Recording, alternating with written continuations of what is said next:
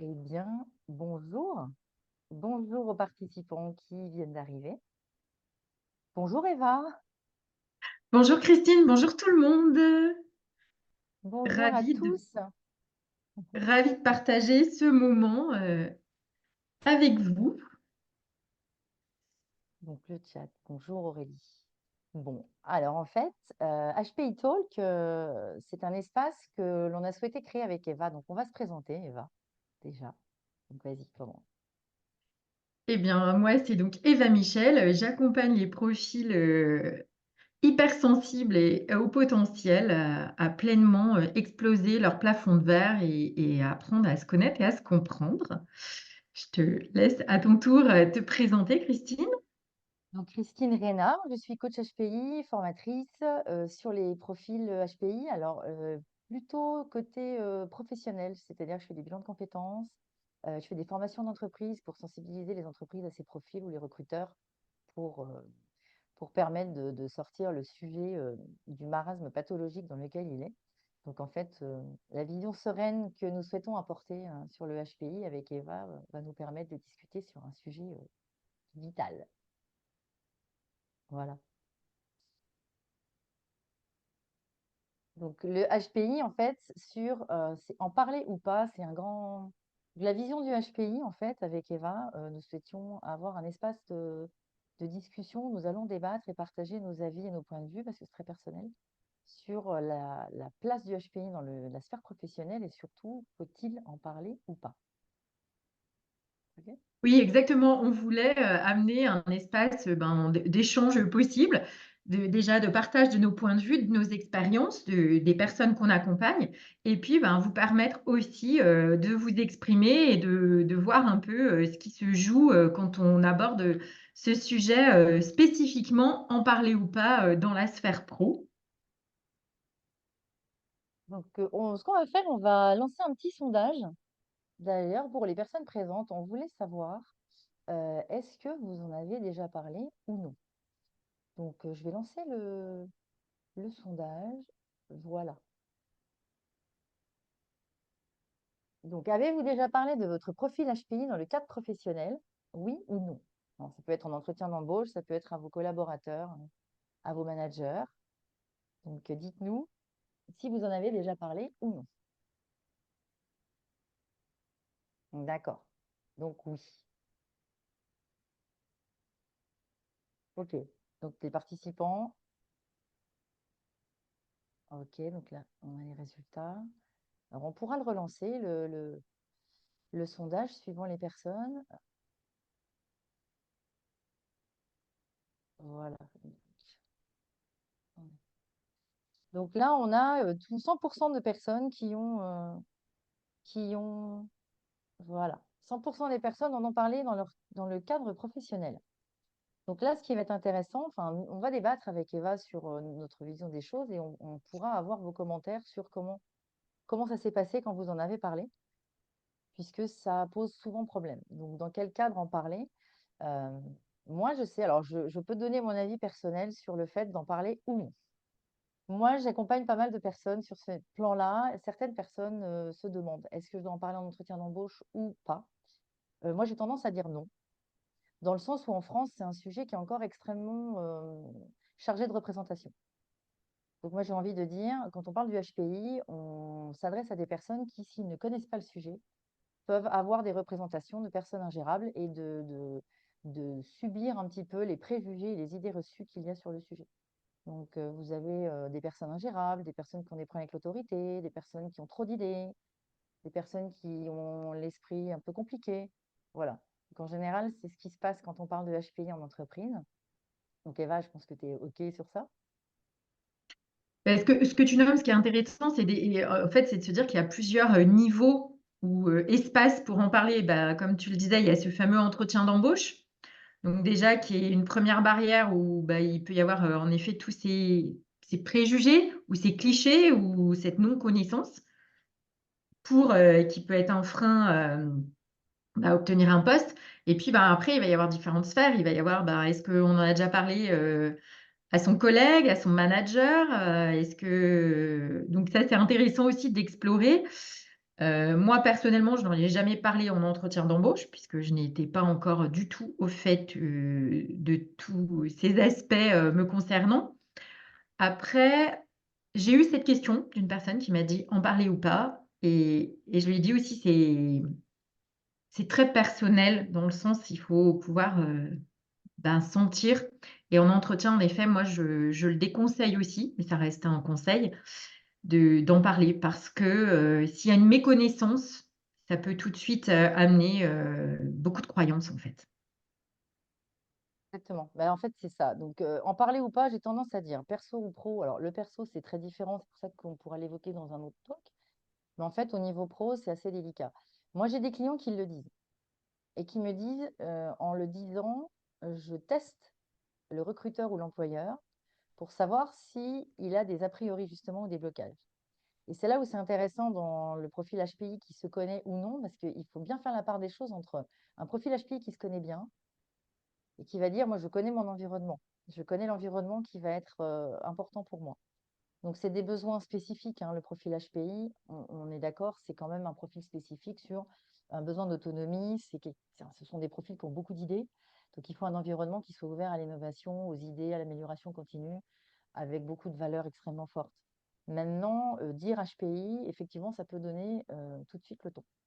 Ça peut être dangereux aussi, puisque ça implique un blocage en face.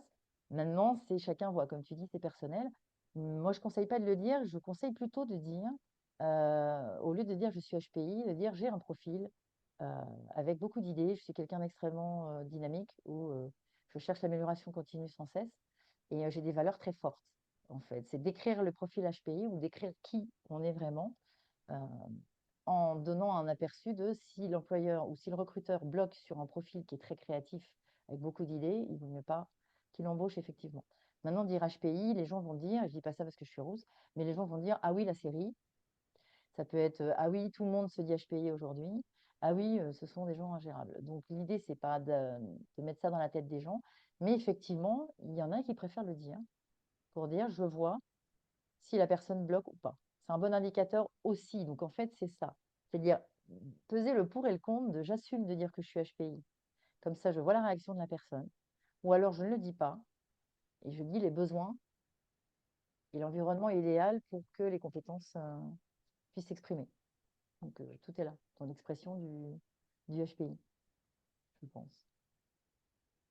Et c'est intéressant que tu nommes pour les personnes qui se connaissent vraiment, parce que, ben, il y a aussi, des fois, ce doute, j'ai les caractéristiques ou pas, je suis concernée ou pas et de vraiment, comme tu le mentionnes, faire part de ses besoins. Si j'ai besoin d'un environnement où ma créativité est, mise en valeur ou attendue, l'aspect innovation, le côté liberté, justice, autonomie, si enfin, ce qui est un profond besoin, mais si j'ai pas cet espace, bah, je risque, rapidement, ben, d'activer les aspects moins agréables que je peux avoir, quoi. De se dire: «Bah, je me sens pas libre, je me sens, réfrénée, je mets un couvercle sur qui je suis parce que finalement je peux pas m'exprimer».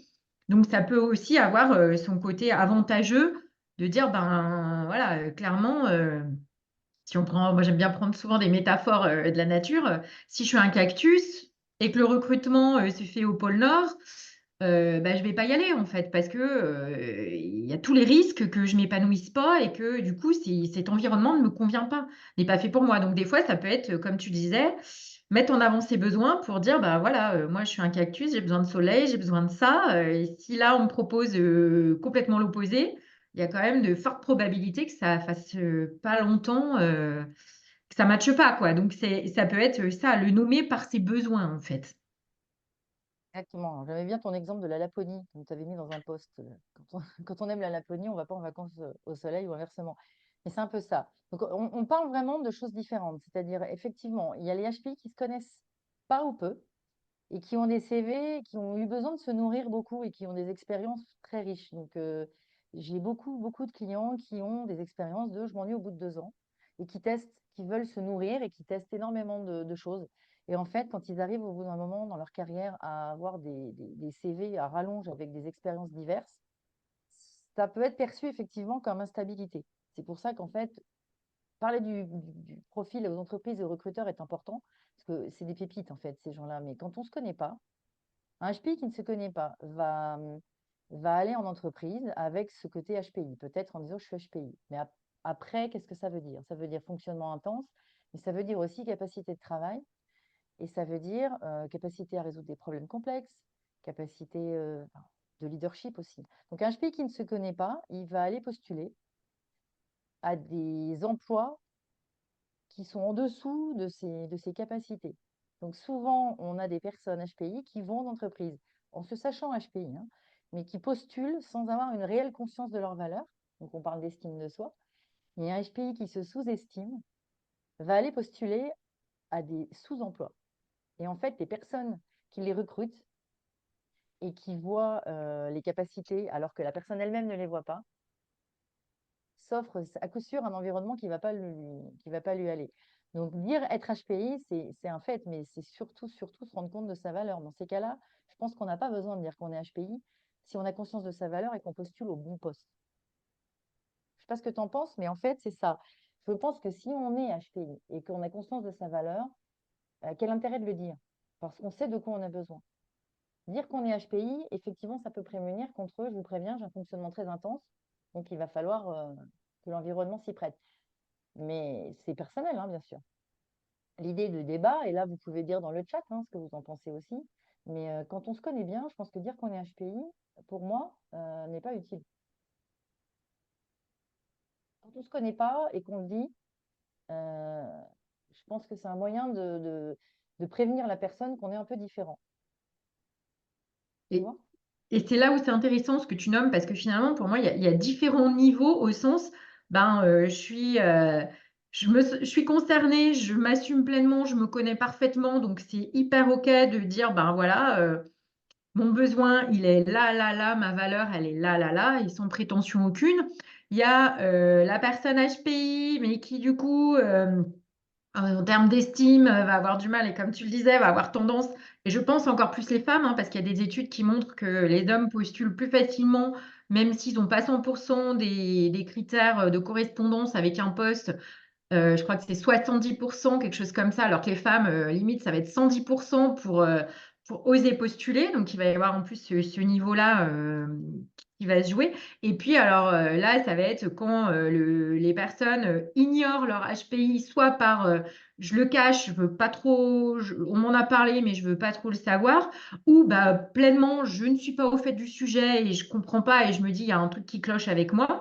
Donc là, ça va être encore un autre niveau et puis on va être un peu dans j'ai envie de dire, tel le flipper là qui va aller taper dans les trucs parce qu'il sait pas trop où il doit aller. Donc un coup, il va aller d'un côté, un coup de l'autre.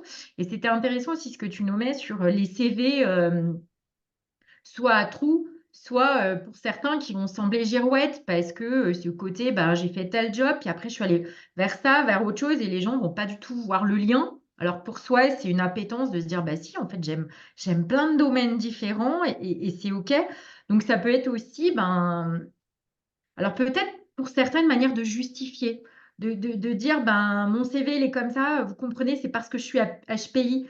Parce que parfois, c'est difficile de mettre un autre chose et d'expliquer que ben, j'ai de l'appétence pour plusieurs sujets différents et qu'il faut que ce soit accueilli dans ce sens-là, parce que des fois, il y a cette non-compréhension. Mais comment une personne, elle peut aimer 4, 5, 6 sujets qui n'ont rien à voir en apparence? Oui, complètement. Alors maintenant, c'est là où on voit la limite, c'est-à-dire que les personnes qui l'apprennent plus tard, euh, quand elles touchent à tout, c'est parce qu'elles ont envie ou parce qu'elles subissent le fait de ne pas savoir vraiment ce qui leur convient. Mais ça donne une impression de je dis que je suis HPI parce que ça justifie d'un parcours comme ça. Mais quelque part, c'est pas très rassurant pour les recruteurs, je pense. Les recruteurs, malgré tout, et il y a quelqu'un qui a mis un commentaire ce matin en disant euh, c'était bien dit, c'était s'adapter ou non.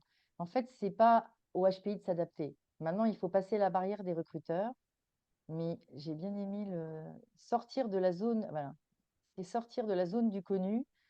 C'était aller pousser des portes trop conventionnelles et trop poussiéreuses aujourd'hui. Donc en fait, le HPI se heurte à ça. C'est-à-dire que les portes sont encore poussiéreuses et conventionnelles malgré tout ce que les médias veulent bien dire. les entreprises ne sont pas si ouvertes que ça aux profils atypiques et aux profils qui dénotent. Donc, ce qui est intéressant dans ce que tu as dit, c'est certaines personnes peuvent donner le HPI comme c'est pour ça que mon profil est un peu atypique. Mais en fait, ça veut dire je ne me connaissais pas ou j'ai cherché ce qui pouvait me nourrir ou je m'ennuie vite. Donc, vous comprenez, je ne vais pas rester longtemps dans votre entreprise.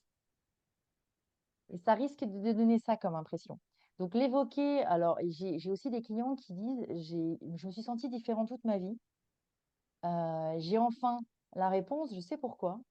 Et quelquefois, ils vont présenter leur test en disant, vous voyez, je suis pas fou en fait, je suis HPI. D'accord? Et là, c'est pas évident. Donc, il y a aussi des personnes qui disent, moi, du coup, je suis HPI, donc j'ai demandé à mon employeur d'aménager mon poste. Et moi, là, c'est là où je comprends pas personnellement. C'est-à-dire que le HPI n'est absolument pas une maladie. C'est absolument pas un handicap ni un poids. Quand on le vit, c'est un fonctionnement très intense. Donc, en fait, c'est une vraie plus-value pour les entreprises et pour les personnes.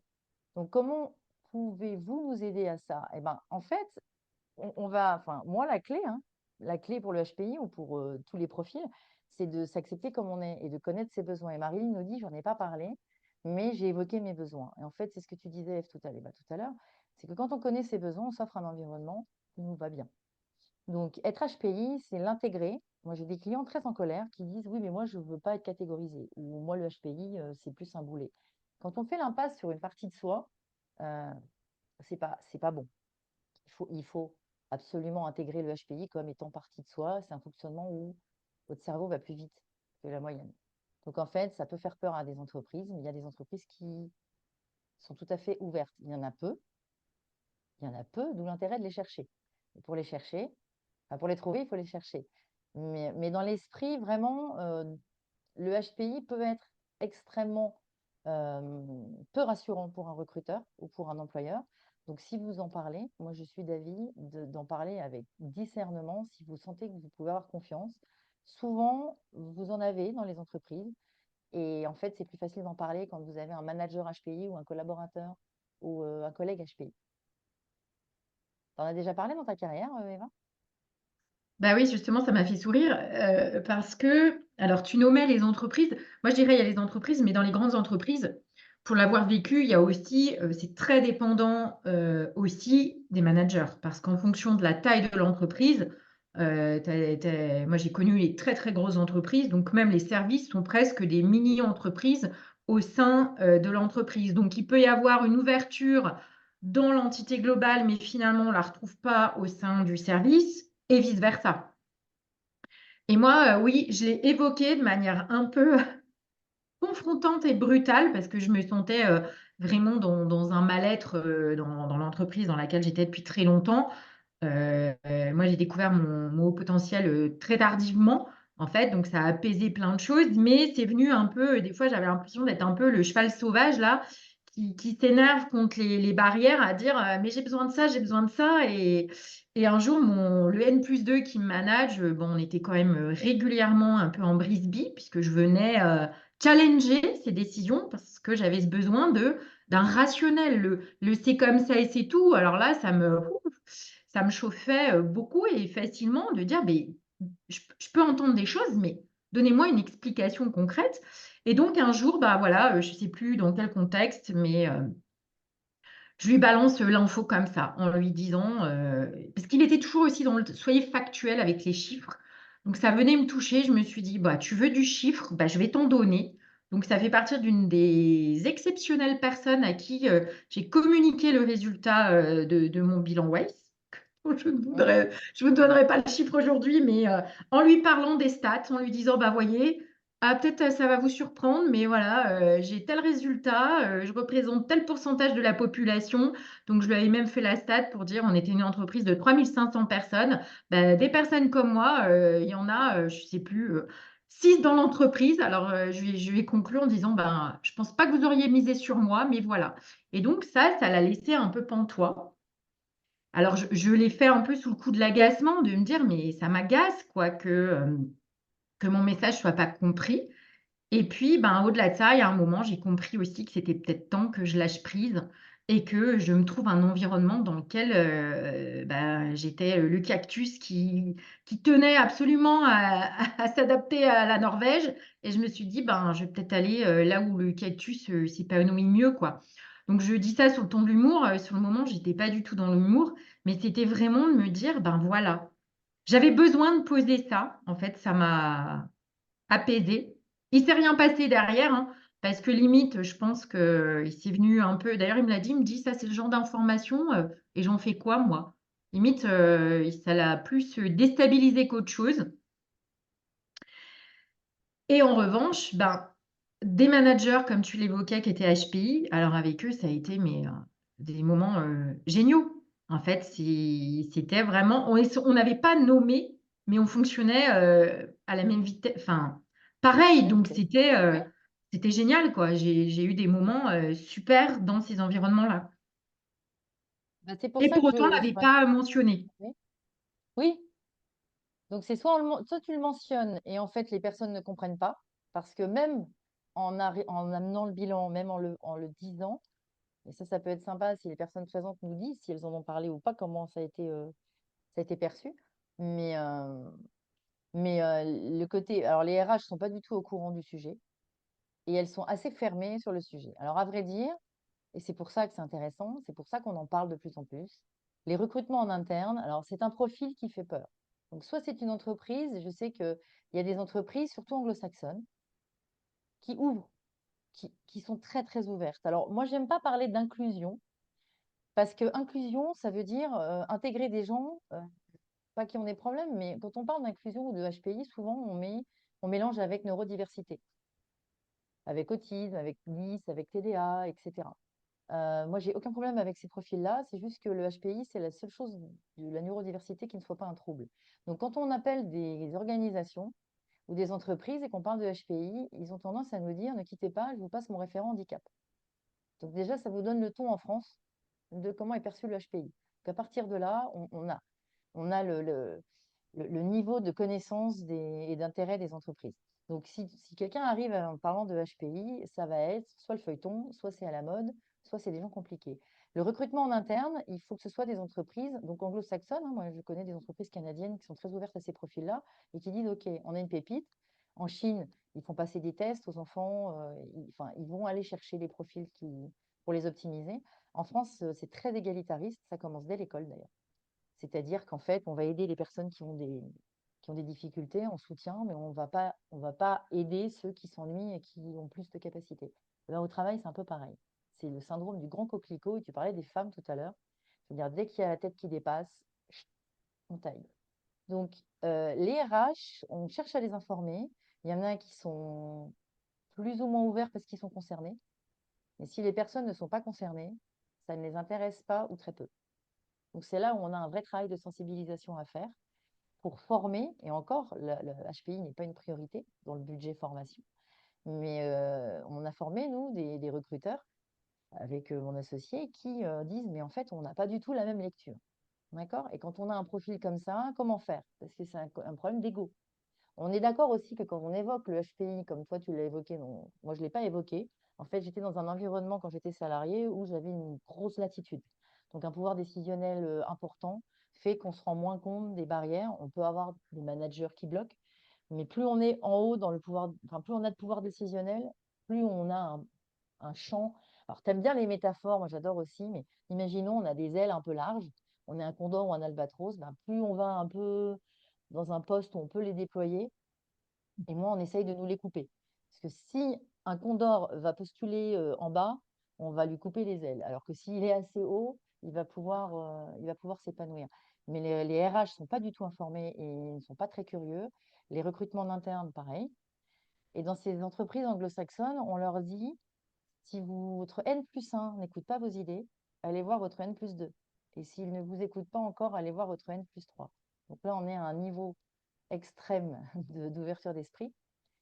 Mais je ne suis pas sûre que sortir le bilan en France, hein, en France, ou en parler aide, en fait. Là, toi, tu en as parlé, mais en fait, c'est là où tu t'es rendu compte qu'il fallait que tu partes. Oui et puis comme tu le mentionnes, il y a aussi, bah, moi c'était un peu, quelque part un peu revanchard. Tu vois, dans mon truc de dire, bah, tu veux du chiffre, tu me brides, je vais te donner du chiffre. Et en effet, oui, j'ai vraiment compris que j'arrivais plus à m'épanouir et que mes besoins n'étaient pas mes besoins d'autonomie et de liberté, entre guillemets. Et quand on dit liberté, hein, c'est pas faire ce qu'on veut, n'importe quoi. C'est vraiment pouvoir aussi avoir des champs d'action possibles intéressants, d'interagir avec des sujets nourrissants. C'était plus possible ou pas possible. Et puis peut-être quand tu prends conscience que tu es un condor, que tu as envie d'aller voler un peu plus haut ou différemment en fait. Donc ça, c'est intéressant ce que tu nommes. Et puis, il y a aussi beaucoup d'ego. Hein, s'il y a une personne en face qui a cette ouverture ou qui est pleinement aussi dans le déploiement des potentiels de l'autre. Et ça, finalement, qu'on soit au potentiel ou pas, hein, HPI ou pas, il y a vraiment des gens qui ont à cœur de faire développer les autres. Donc, c'est là où ça va être une super interaction et il va vraiment y avoir un environnement agréable. Et quand on va venir toucher les égos, bah, c'est là où il peut y avoir la jalousie, la peur de prendre la place aussi. Moi, j'ai pas mal de personnes qui me partagent et qui se sentent freinées par le manager parce qu'il a peur que la personne vienne lui prendre sa place. Et souvent, c'est absolument pas le désir ou le souhait. Donc, il y a ça aussi qui est en jeu. Et puis, comme tu le nommais tout à l'heure, sensibiliser. D'amener ces thématiques-là. Moi, je sais qu'il y avait un groupe qui s'était constitué pour plus en parler, choses comme ça, pour que les gens se retrouvent un peu. Mais quid de ça? Bah, il ne se passait pas bien grand-chose, en fait. Les émotions, c'est pareil, hein, quand il y a de en termes de sensibilité émotionnelle. Et puis, je dirais, on a des antennes. Apprenons à nous en servir vraiment. C'est-à-dire, apprenons à sentir aussi, et pas qu'avec le mental. Est-ce que je suis dans un environnement qui m'accueille? Quand on commence à se poser ce genre de questions aussi, c'est se questionner vraiment soi avec, si je suis une personne un peu intuitive et justement, pleinement m'écouter, de me dire, est-ce que là, je sens que c'est possible, je sens qu'il y a une ouverture de pouvoir vraiment en parler et de pouvoir vraiment être comme je suis. Je sais pas Alors, ce que. je rebondis sur l'hypersensibilité. Ça, c'est quelque chose qui revient extrêmement souvent. On en parle beaucoup de l'hypersensibilité. Alors, on entend le terme HPE qui est un peu confus aujourd'hui. C'est-à-dire que autant le HPI, il y a quand même, voilà, scientifiquement, il y a quelque chose, d'accord? Il y a un consensus quand même sur le sujet. HPE, non. Par contre, j'ai pas mal de personnes qui reviennent en disant hypersensibilité, ils en parlent en entretien d'embauche, ils en parlent dans leur travail. Il y a des conseillers Pôle emploi qui disent à certaines personnes, vous essayez de faire reconnaître votre hypersensibilité en RQTH. Et là, moi, je suis très, très étonnée. C'est qu'on parle beaucoup de ces sujets-là comme problématiques en France. On sort de ça. On se dit, OK, on peut avoir des antennes, on peut être très intuitif, d'accord? On peut être hypersensible émotionnel et on peut être hyperesthésique, c'est-à-dire un des cinq sens. Donc, il y a des personnes qui ont besoin, par exemple en open space, de conditions particulières. OK? Mais c'est là où moi, j'ai un souci, c'est que quand certaines personnes me disent, j'ai essayé de faire reconnaître mon hypersensibilité comme handicap. Et moi, me porte vraiment, là, je ne comprends pas. C'est-à-dire, pourquoi, alors que c'est un don finalement de ressentir les choses en management, euh, comme en n'importe quoi, être hypersensible, c'est voir la vie avec plus de nuances. Donc, c'est capter tous les signaux faibles, c'est être extrêmement doué en fait dans l'humain et dans la captation qu'on a du monde. D'accord? C'est plutôt quelque chose qui est un don. Donc, j'ai un peu de mal quand les gens disent, je vais faire aménager mon poste comme si c'était un handicap. Je veux dire, OK, on peut avoir un problème au niveau du bruit, et ça, je comprends complètement, etc. Mais au niveau émotionnel, ça implique dans la tête des personnes. Et moi, il y en a qui disent au recruteur, je suis hypersensible. Tout de suite, d'après toi, ça donne quoi dans la tête du recruteur? Oula, quelqu'un de fragile. Et c'est ça le problème. C'est ça.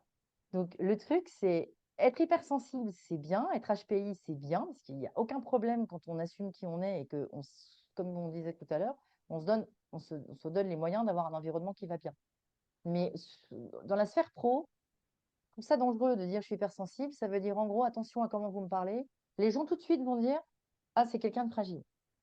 Or, les gens hypersensibles ne sont pas fragiles. C'est qu'ils ont des valeurs extrêmement fortes de respect, par exemple, et de bienveillance à respecter. Donc, il y a une grosse différence dans la posture en disant je suis hypersensible, attention au HPI, ou j'ai besoin de matérialiser mes idées parce que je suis quelqu'un qui a beaucoup d'idées. Donc, dans un environnement qui dit on a toujours fait comme ça pose problème. Ou ben, moi, je suis hypersensible au lieu de dire bon, ben, moi, j'ai des valeurs très fortes de respect et de bienveillance. C'est pas parce qu'on est hypersensible qu'on est un bisounours. Alors, on parle d'intelligence émotionnelle. Oui, l'intelligence émotionnelle, c'est les capacités, enfin, c'est les compétences demandées aujourd'hui de comprendre l'être humain, d'avoir un peu d'empathie quand même, de ne pas être un robot. Donc, les gens qui disent intelligence émotionnelle, pour moi, c'est différent de hypersensible. Quand quelqu'un dit hypersensible, c'est attention, je ressens tout. Qu'est-ce que tu en penses par rapport à ça? Ben, je te rejoins parce qu'il y a des gens qui ont une forte intelligence émotionnelle, c'est vraiment comprendre les enjeux relationnels, les émotions des autres, l'implication. L'hypersensibilité, elle va au-delà des émotions en fait, hein. Il y a vraiment, tu parlais d'open space et là on en revient aux besoins. Moi, j'ai partagé un post récemment, l'open space, il y en a beaucoup qui me disent oui, mais le bruit, il y a des casques. Oui, il y a le bruit, mais il y a les émotions, il y a les énergies, il y a tout ce qui se joue dans la sphère, alors quand je parle d'invisible, hein, c'est un peu comme les ondes Wi-Fi, hein, on les voit pas, elles sont là, hein, donc Mhm. il y a vraiment tout ce qui se passe là. D'ailleurs, pour moi, donc il y a vraiment cette hyper excitabilité sensorielle, hein, qui, pour moi, ne se retrouve pas forcément dans l'aspect, intelligence émotionnelle. Parce que, il y a vraiment, tous ces sens qui peuvent être en exergue et puis cette intuition. Une personne hypersensible qui arrive dans une salle de réunion où ça s'est un peu échauffé, elle va ressentir, elle va le percevoir, elle va le voir. Il y a comme quelque chose qui s'allume en elle de se dire: «Il y a un truc qui s'était tendu, quoi». Alors il y en a, ils vont dire: «Oui, c'est juste de l'observation», mais même si tout le monde fait façade, elle va sentir qu'il s'est joué quelque chose. Donc c'est là où c'est vraiment, encore une fois, important de connaître ses besoins parce que oui, je vois dans, l'open space, ça peut vraiment être extrêmement difficile pour une personne hypersensible. Là où d'autres vont y voir c'est un environnement où c'est plutôt ludique, joyeux, fun. D'autres vont en sortir épuisés. Donc là encore, c'est vraiment comprendre son besoin. Et par rapport aux entreprises, bah, c'est aussi accueillir ben, pourquoi il y a des gens qui me demandent du télétravail? Parce que, ben, ils sont bien plus performants, efficients et pour eux, ça vient apaiser leurs besoins, quoi, d'être dans leur bulle, d'être dans un moment où ils sont plus au calme, ils peuvent être plus efficaces, en fait. Donc i pour moi, il y a vraiment ce besoin de se comprendre. Tout est là, en fait. C'est quand on se comprend, on arrive à trouver ça, ce compromis. C'est-à-dire qu'il n'y a pas de travail idéal.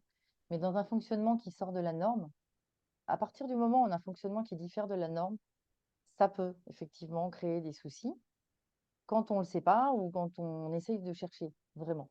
Mais avoir les clés, enfin, l'intelligence émotionnelle, elle peut être une lettre d'intention dans certaines entreprises. C'est ce que recherchent beaucoup les entreprises chez les managers. Mais les managers en France ne sont pas tous formés et n'ont pas tous ça. Et moi, j'ai managé des managers qui n'étaient pas très bons et à la fin m'avouaient, je t'avoue que je n'aime pas les gens. Donc, donc en fait, effectivement, il faut tomber sur des managers, des vrais managers avec une vraie intelligence émotionnelle. Pour ça, c'est vrai qu'en entretien d'embauche, il y a moyen de demander comment l'entreprise incarne ces valeurs-là ou ces questions-là. Mais c'est un petit peu galvaudé aussi aujourd'hui. Parce qu'on est encore dans l'émotionnel, c'est encore vu un peu comme une faiblesse. Maintenant, on recherche beaucoup de capacité d'empathie. Donc, je pense qu'un recruteur à qui on dit, voilà, tout ce que tu as dit de, voilà, mes besoins, il comprend ou il comprend pas. Après, voilà, il y a cette intelligence émotionnelle qui est présente ou pas. Donc, c'est un bon test, en fait.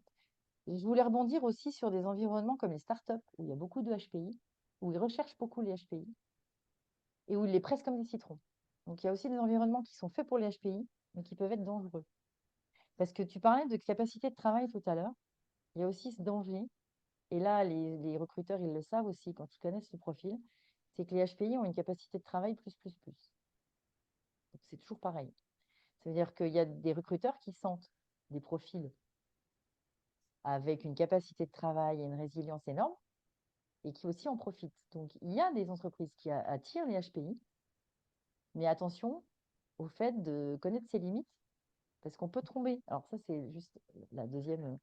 Le deuxième effet qui se coule, mais en fait, c'est ça. C'est qu'on peut trouver un environnement où les HPI peuvent dire qu'ils sont HPI sans problème parce qu'il y a des milieux comme l'informatique où c'est des nids à HPI. Mais derrière, il faut faire super attention aussi au fait qu'il y ait de l'abus sur une capacité de travail énorme et qu'ils ne connaissent pas leurs limites et que ça parte en surmenage beaucoup, hein. Après, il y a cette injustice aussi qui est liée au HPI, c'est-à-dire les gens qui savent, qui connaissent cette capacité de travail, en fait, il y a une injustice parce qu'ils font le boulot en 2 fois plus vite et ils sont payés pareil. Donc, dire qu'on est HPI, ça veut dire aussi j'ai une grosse capacité de travail et en fait, il faut faire attention aussi à ça. Parce que toi, tu l'as vécu, moi aussi, hein. Moi, on me disait, mais comment tu fais pour faire tout ça en une journée? Tu fais 2 fois le boulot. Donc, des fois, on est payé pareil. Donc, il faut faire attention aussi à s'offrir un environnement où il y a de la reconnaissance. Parce que sinon, c'est le même salaire pour 2 fois plus de boulot. Et ça, c'est une réalité. Et on a beau ne pas vouloir de reconnaissance, au bout d'un moment, ça rattrape. Parce qu'on n'est pas du style, forcément, les HPI à demander des augmentations, puisque ce qu'on fait est normal. À partir de là, si ce qu'on fait est normal, on ne va pas aller réclamer, on va penser que notre chef va voir les efforts qu'on fait ou le travail qu'on fait. Et du coup, on ne comprend pas. Et on a du... Alors, il y a ce côté HPI qui a des problèmes avec l'autorité, c'est faux. Moi, je ne sais pas toi, mais la majorité des HPI que je connais, et moi la première, quand on est bien géré, avec une autorité légitime, on est des agneaux en fait. Quand on est mal géré, ou quand on a un chef ou une autorité qui n'est pas compétente, on est infernaux. Moi, je sais, je l'ai vécu. Bien géré, j'étais un agneau. Mal géré, j'étais insupportable. Mais parce qu'en fait, on n'a pas de problème avec l'autorité. On a un problème avec l'autorité qui n'est pas légitime ou qu'on ne reconnaît pas. C'était pareil, j'imagine. Ah oui, oui, puis je trouve que le mot reconnaissance, il est hyper intéressant parce que je trouve qu'on peut y mettre deux sens. Dans le reconnu, comme tu mentionnais en termes de salaire, puis avec ce côté juste, bah, forcément, je fais le boulot, on va le voir. C'est logique, c'est juste que l'augmentation, elle soit là parce que le boulot, il est là. Et j'y mettrais le sens reconnu au sens je te vois. Vraiment, je vois qui tu es intrinsèquement. Et ce besoin d'être reconnu, mais je dirais vraiment comme ce signe, un peu plutôt que le vilain petit canard, comme parfois on peut se voir, et ben, si on comprend pleinement ses besoins, y compris son besoin de reconnaissance, déjà on va s'accueillir comme on est. Et le risque, ça me venait, c'est de se mettre un couvercle sur une part de soi. Un peu comme si on rejetait une partie de soi, une intensité ou quelque chose, là, ces fameux trop qu'on a entendus. Et donc, pour être performant, y compris en entreprise, c'est un peu comme si on camoufle une part de soi qu'on ignore Mhm. et qui va faire, voilà, que ça va être confrontant parce que finalement, on n'est pas juste avec soi-même. Et comme tu le disais, moi, je me retrouve dans, oui, je pouvais être aussi bien un agneau qu'un animal enragé quand cette autorité où elle venait tel un truc c'est comme ça et c'est tout. Il n'y a pas de sens à la règle, il n'y a même pas Mhm. d'explication. Euh, c'est comme ça, moi, voilà, ouf, ça devenait complexe en fait, parce que des fois, il n'y a même pas de rationnel, des fois même, c'est pas cohérent. Donc, c'est vraiment aller se dire, je m'accueille, je me reconnais et je comprends mon besoin. Et puis, je m'autorise aussi peut-être à aller dans des environnements qui font sens, quoi. De demander ou de le poser en entretien, par exemple. Est-ce qu'on s'autorise à poser en entretien, de se dire, bah voilà, moi, j'aurais besoin d'une certaine liberté, d'une certaine disponibilité d'espace, de télétravail, de réclamer en fait des choses pour lesquelles finalement on va être plus performant et mieux. Oui, oui, c'est ça. On va être plus performant, on va être mieux. Et ok, c'est bon.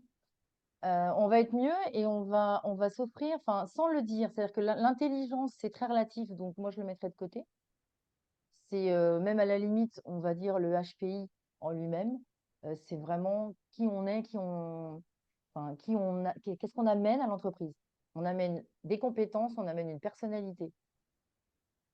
Et ça, c'est comme un bail, c'est comme une location. Moi, je vois ça comme une location. On va signer un bail. donc le propriétaire nous donne un bail à signer, on dit OK, je signe, mais quel va être l'environnement? Je signe pour une mission, je signe pour un salaire, mais dans quelle mesure l'environnement va aller? Donc, et c'est là où il faut vraiment se connaître. Mais l'intelligence est tellement crainte. Tu parles de jalousie. Donc, HPI égale intelligence pour la majorité des gens, égale ce sont des gens qui sont plus intelligents, qui sont voilà, au-dessus. Or, c'est pas du tout comme ça que se positionnent les HPI en général. Du coup, du tout. Donc, le fait est que l'intelligence, moi, je pense qu'il ne faut pas en parler. Si on dit HPI, on dit intelligence. On parle de besoins. Je pense que c'est le principal. Enfin, moi, je résumerais, hein, les gens qui en parlent ont besoin de dire, voilà, je ne suis pas fou ou voilà, je vous préviens. C'est un peu ça pour moi. Et je pense que c'est pas nécessaire. Donc, oui, donner ses besoins et se connaître et savoir quel environnement s'offrir, c'est très, très important. Après, mentionner le HPI, c'est encore très chargé en France. Je pense qu'il y a plus, enfin, il y a plus, on peut en parler plus facilement dans une entreprise, peut-être anglo-saxonne, parce qu'ils sont bien en avance sur le sujet, quoique.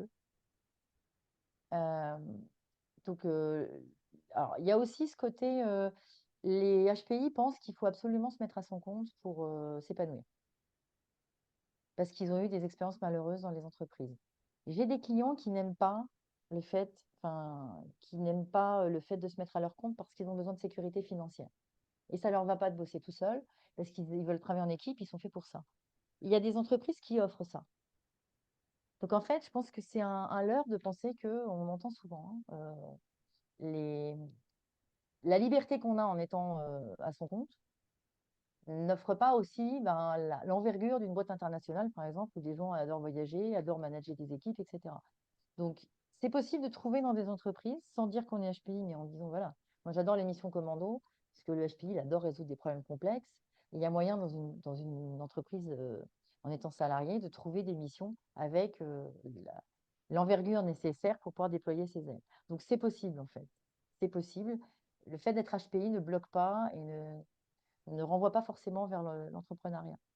Donc, les entrepreneurs, dire qu'ils sont HPI, ils se le disent à eux-mêmes puisque c'est leur propre patron. Donc là, effectivement, on est à l'aise en fait et on peut parler avec des gens avec qui ça match. Maintenant, le dire à des clients, je pense que c'est pas utile. Mais le dire à son entourage, mais ça dépend de l'entourage. Il y a des personnes qui sont entourées de HPI sans en avoir jamais parlé. Donc en fait, ils sont bien. Il y en a, ils ne se posent même pas la question d'être HPI puisque tout va bien pour eux. Mais,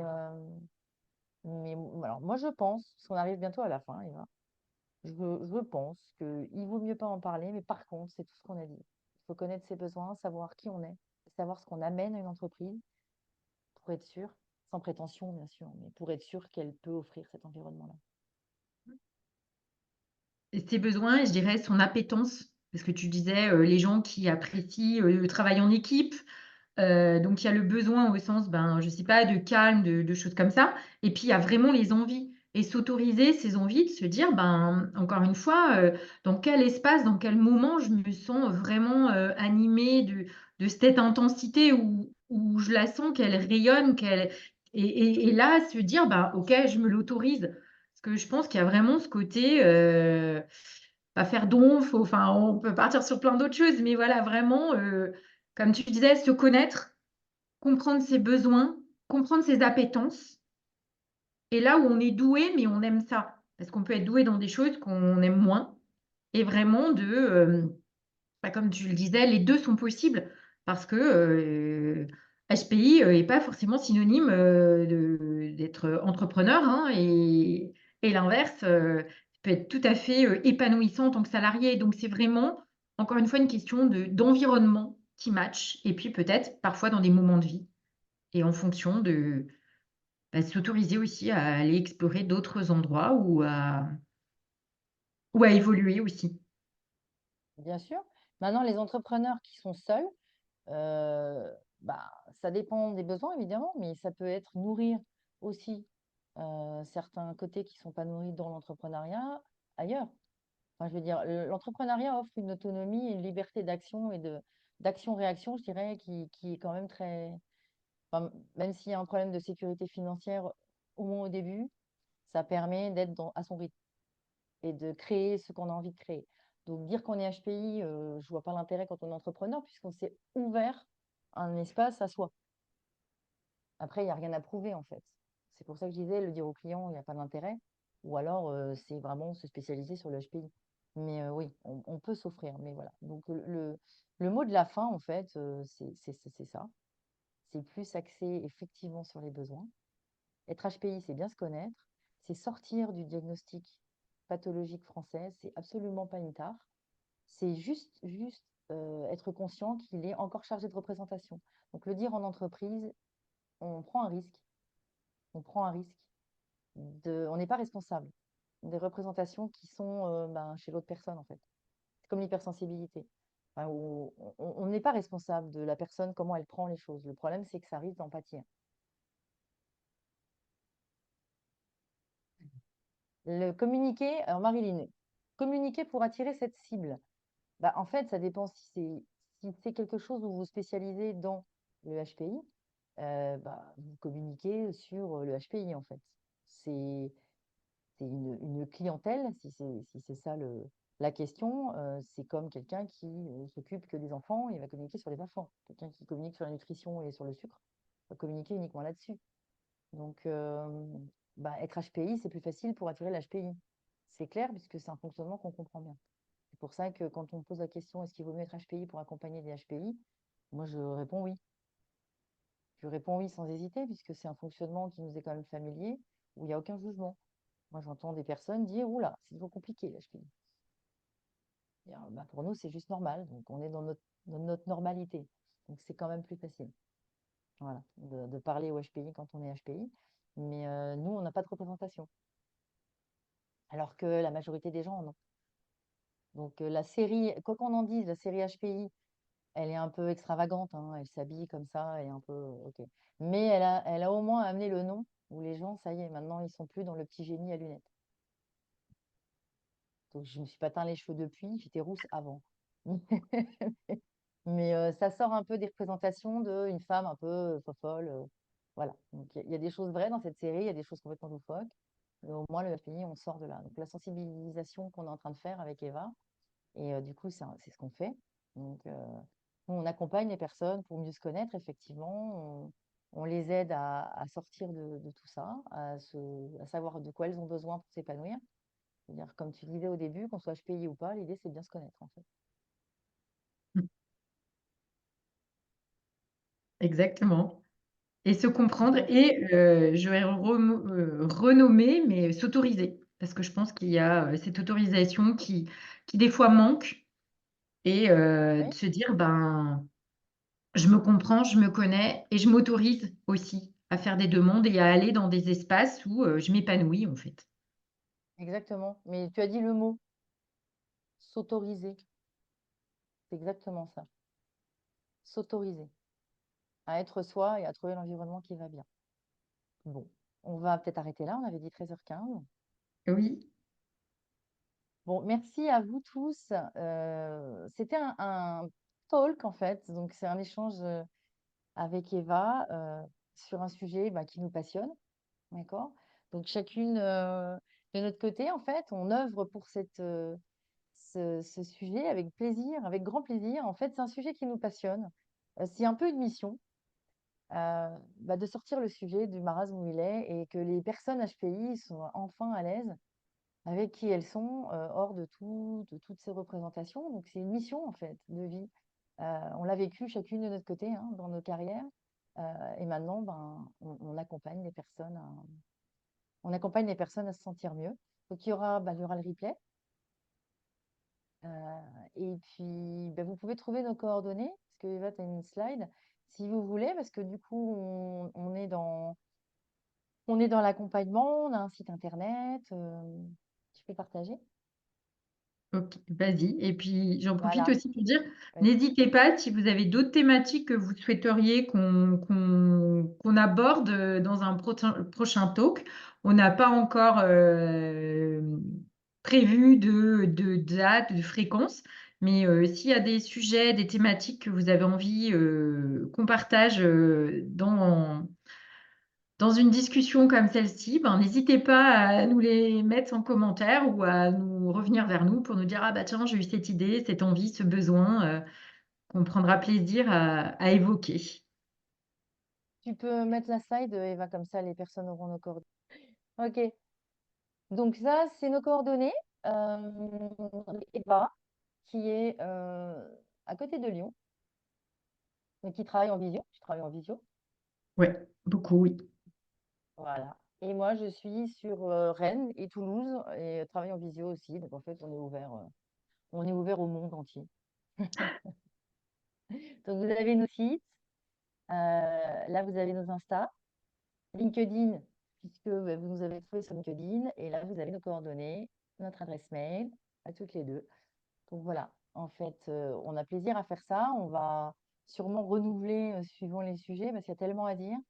Et, euh, et débattre sur ces sujets. Il y en a beaucoup, beaucoup. On pourrait parler de en parler ou pas dans le perso, parce que ça aussi, c'est autre chose. C'est encore autre chose. Et c'est aussi intéressant. Donc voilà pour la slide. Euh, et on va vous laisser. On va vous laisser. On Merci vous à tous. remercie, oui.